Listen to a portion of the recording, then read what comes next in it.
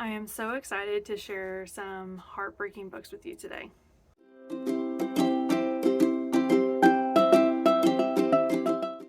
Hi, hello, and welcome back to my channel. My name is Alex, and today is Heartbreaking Books. So it's kind of funny that this is happening in February because February is Valentine's Day month or whatever. So instead of doing romantic themed books, I'm doing heartbreaking books. Just as a heads up, these are not romance books that are heartbreaking. These are just books that made me cry. Before we get into it, make sure you hit all the buttons down below so you know when I'm posting. I post every week, and all we do on this channel is talk about books. So if you like listening to people talk about books, here I am every week doing just that for you. I didn't realize how long it had been since I'd done a part to this series. It's been almost a year since I've done the Books That Made Me Cry or Heartbreaking Book series. The last one I posted was in March of last year. I can't believe it's been that long, honestly, but I started getting into posting about thrillers and then posting about trauma books because the trauma book list is just huge, okay? And so I was kind of flipping through my notes and stuff, and I was like, when was the last time I did heartbreaking books? It was almost a year ago. So we're going to do heartbreaking books today. It's just going to be 3 titles. Put a little picture of it here and I'll talk to you about it. But yeah, I think it's kind of funny that I decided to do it in February because of the love month or whatever. But yes, here we are, heartbreaking books. Let's get into it. Okay, so the first book on the list is Beartown by Fredrik Backman. Oh my gosh. A moment for this book, okay? If you've not read this book yet, what have you been doing? Honestly, because this book has been out for a really long time. I read this quite a while ago, and then I read Us Against You, which is the sequel.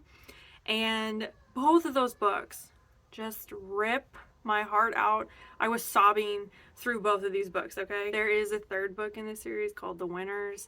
I was supposed to read it last year. I had it on my list to do, and I just couldn't. Emotionally, last year, I knew I could not handle The Winners. I'm optimistic that I can read it this year. Emotionally, I'm optimistic that I can read it this year, but we'll see. Okay. So, premise. Beartown is kind of a small industrial type town, but it's mostly a hockey town. The whole town is super involved with the hockey team, and a lot of these kids end up if you don't get into a professional team playing in the hockey teams in high school and stuff, then you probably won't ever get out of Beartown. It's kind of one of those places that you get stuck in.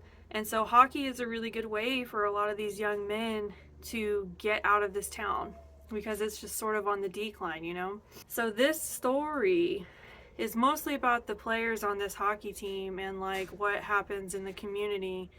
And there is a scandal surrounding one of the hockey players, one of the main ones. And then this sort of just spirals the story into what happens when the town is divided between believing and not believing parts of the story of this scandal.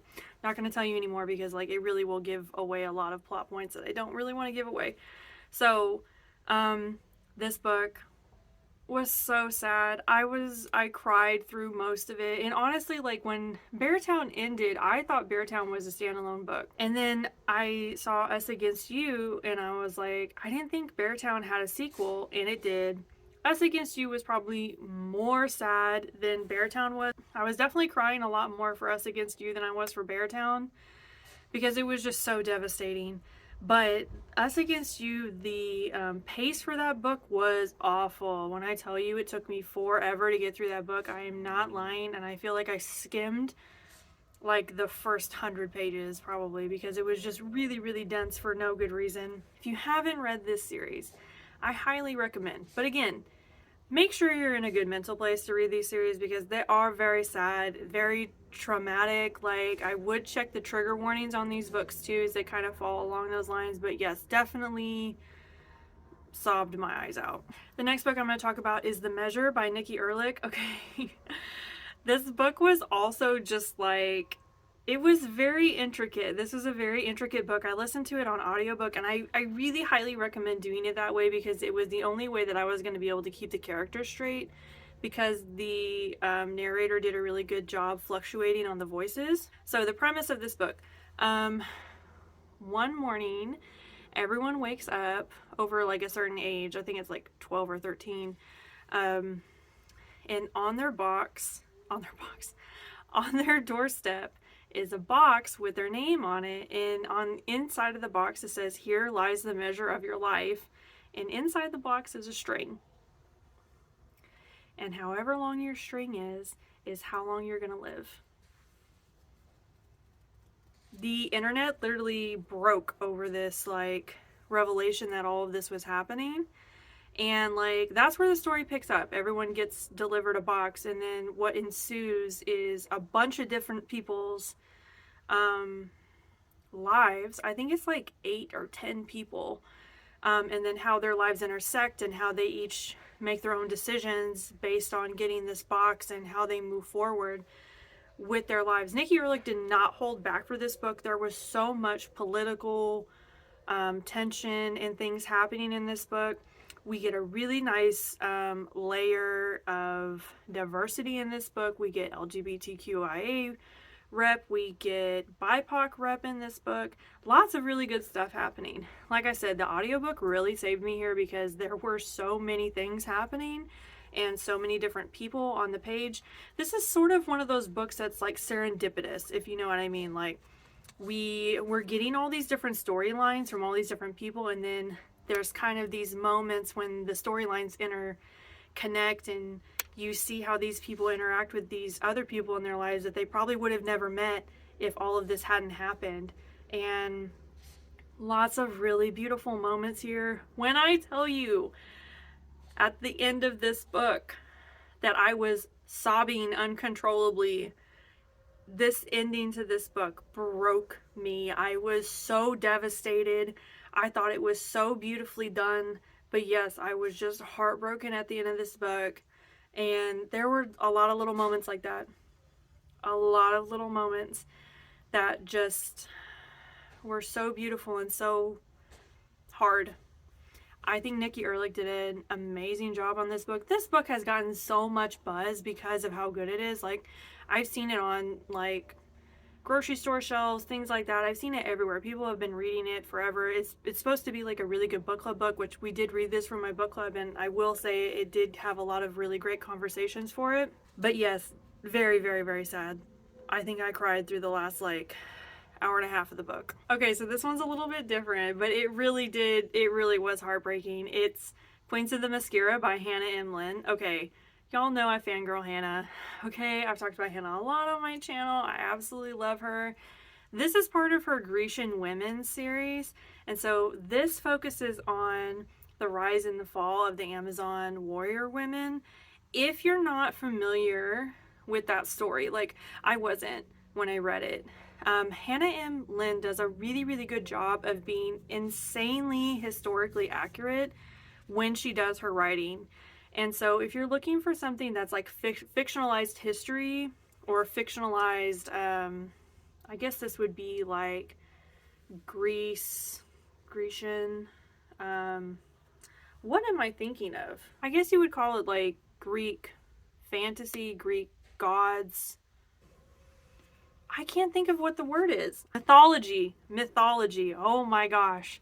If you're wanting historical Greek mythology, that's just like so easily digestible and so accessible and so like heart-wrenching, please read any of her Grecian Women series. It's really good. The first one is about Medusa. Oh my god. That probably remains my favorite.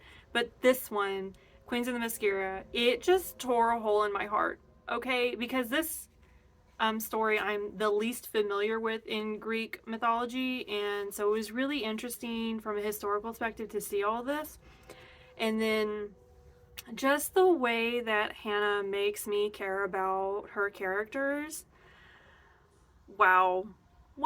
And the rep in this book was actually pretty good. We do get a little bit of rainbow rep in this book, which I absolutely adored, and that probably was the most heartbreaking part of this book. The ending to this book, like the entire ending to this book, just broke me.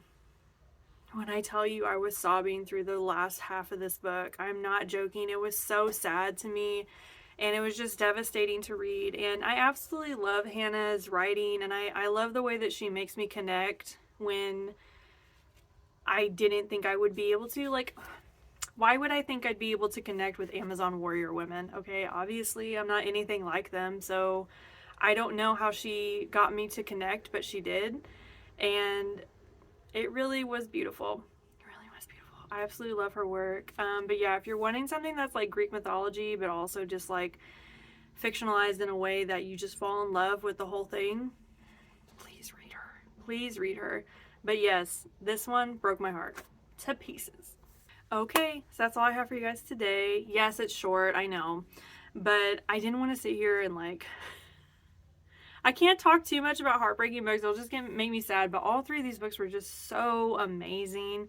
And if you're wanting a book that will make you cry, and if you need more recommendations, you can go watch my other couple books posts about heartbreaking books that were also really good. Make sure you hit all the buttons down below so you know when I'm posting. I post every week. And yeah, that's all I have for you guys today. I hope that February has been good for you. I'm excited about the February wrap up in a couple of weeks. And yeah, I will see you all next time. Bye!